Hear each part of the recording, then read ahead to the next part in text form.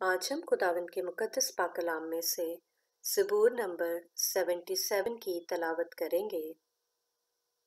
मैं बुलंद आवाज़ से खुदा के हुज़ूर फरियाद करूँगा, खुदा ही के हुज़ूर बुलंद आवाज़ से, और वो मेरी तरफ कान लगाएगा। अपनी मुसीबत के दिन मैंने खुदावंद को ढूंढा। मेरे हाथ रात को फैले रहे और ढीले ना हुए। मेरी जान को तस्कीन ना हुई। मैं खुदा को याद करता हूँ और बेचैन हूँ। मैं वावेला करता हूँ और मेरी जान नाढाल है। तू मेरी आंखें खुली रखता है। मैं ऐसा बेताब हूँ कि बोल नहीं सकता। मैं गुज़िश्ता आयाम पर यानी कदीम ज़माना के बरसों पर सोचता रहा। मुझे रात को अपना गीत याद आता है। मैं अपने दिल ही में सोचता हूँ, मेरी रूह बड़ी तफ्तीश में लगी है।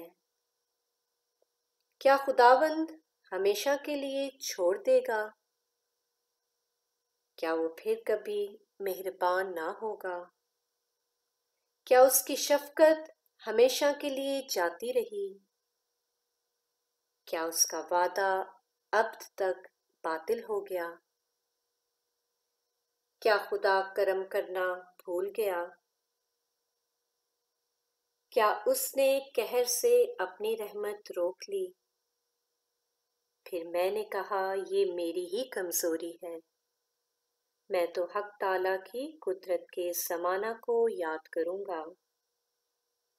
मैं खुदावंद के कामों का जिक्र करूँगा, क्योंकि मुझे तेरे कदीम अजायब याद आएंगे।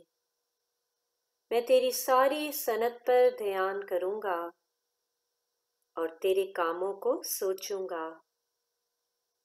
ऐ खुदा, तेरी राह मक़दस में है। कौन सा देवता खुदा की मानित बड़ा है? तू वो खुदा है जो अजीब काम करता है।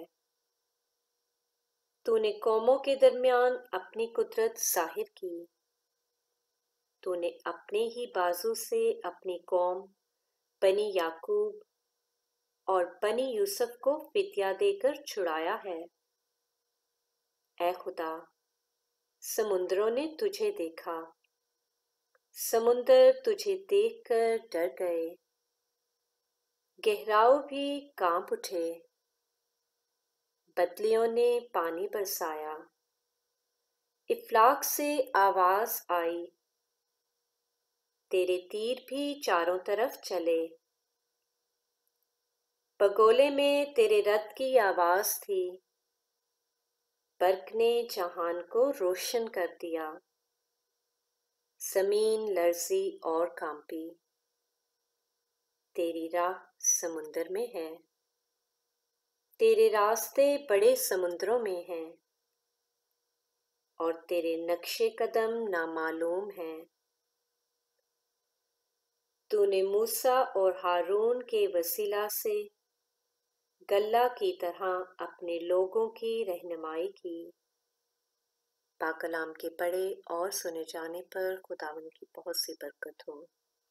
आमीन।